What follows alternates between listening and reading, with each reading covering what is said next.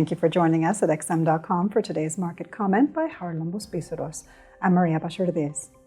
Gold surged more than 3% on Friday as the escalating conflict between Israel and Hamas forced market participants to seek safety.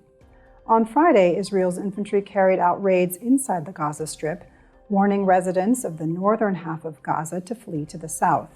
This was the first shift from missile attacks to ground war, a week after Hamas rampaged through southern Israel.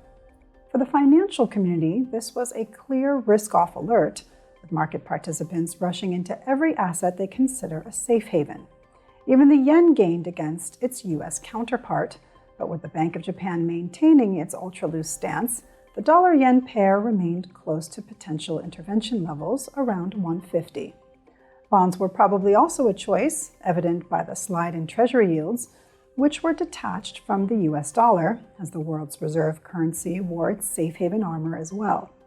Having said all that, gold was the safe haven of choice, with the precious metal briefly surpassing the $1,930 zone. Although it is pulling back today, the geopolitical uncertainty remains elevated, and further escalation may result in another rally. Another reason why gold was the better haven choice may be the reduced expectations of another hike by the Fed.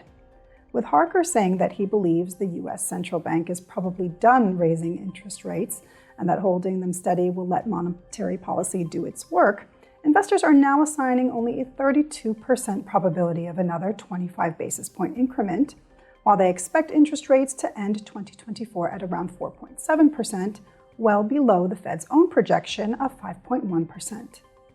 The Canadian dollar was also among the currencies that outperformed the US dollar on Friday, despite not being classified as a safe haven. On the contrary, the loonie is considered a risk-linked asset. However, Friday's risk aversion turned out to be positive for this currency, as oil prices skyrocketed again, with both WTI and Brent benchmarks gaining almost 6%. The possibility that the conflict could involve oil-producing countries may have increased after Israel's decision to invade Gaza, heightening fears of supply disruptions, even as Saudi Arabia pledged last Wednesday to help stabilize the market. On Wall Street, despite the Dow Jones gaining slightly on Friday, both the S&P 500 and the Nasdaq slipped, with the latter losing more than 1%, even as the market lowered its implied Fed rate path, and even as big commercial banks announced better than expected quarterly profits.